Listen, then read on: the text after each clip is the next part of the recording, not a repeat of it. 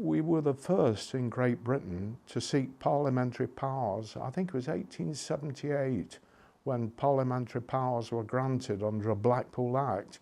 The then town clerk was trying to make arrangements for Whitegate Drive to be improved. And under the Whitegate Drive Improvement Act, he put some little clauses in that wouldn't it be a good idea if the council taxpayers, or the ratepayers as were known then, could possibly contribute to a little bit of money for advertising purposes. Up until that point, the advertising of Blackpool was done primarily by entrepreneurs within the town. You're talking very small town. Suddenly there was a tuppenny rate available, which meant a few bob, and they had then to set up a publicity department, and that happened in 1879, and it went from there. You've got to understand that within a 50-mile radius of Blackpool, millions of people live, and we were able to put advertisements in newspapers. We were able to put posters up on railway stations and so on and so forth. So really we got a huge lot from the Parliament when we got that power to advertise, and it did matter, and it still does matter. Charles Snowden was the very first director of attractions and publicity, and he was amazing. He'd worked in the town hall before being made the director, and he was the very first in the United Kingdom. The things that he went over to the battlefield of Waterloo, took space on the side of a house, come to Blackpool.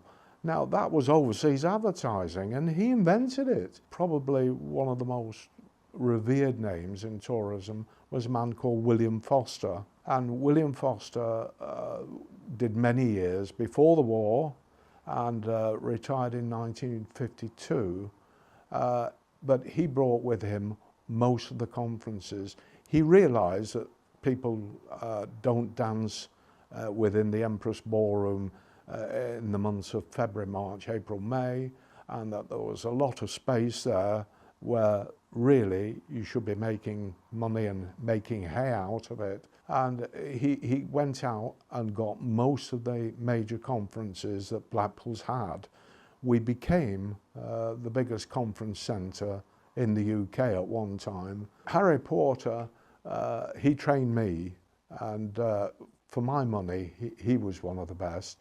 He knew what was good for Blackpool, and he brought things like the International Gifts Fair, which brought thousands of people to Blackpool buying fancy goods. There was the Slipper Fair, and he continued where Foster had left off with conferences and built even more. The really interesting conferences were the political party conferences, and it wasn't unknown even in my time for Blackpool to have the Labour Party, the Conservative Party and the Liberal Party all in one year, and they'd all follow each other. And the money that was spent in town, the manager of Marks and Spencer said to me that without the money brought by conference delegates to Blackpool, this place would close down.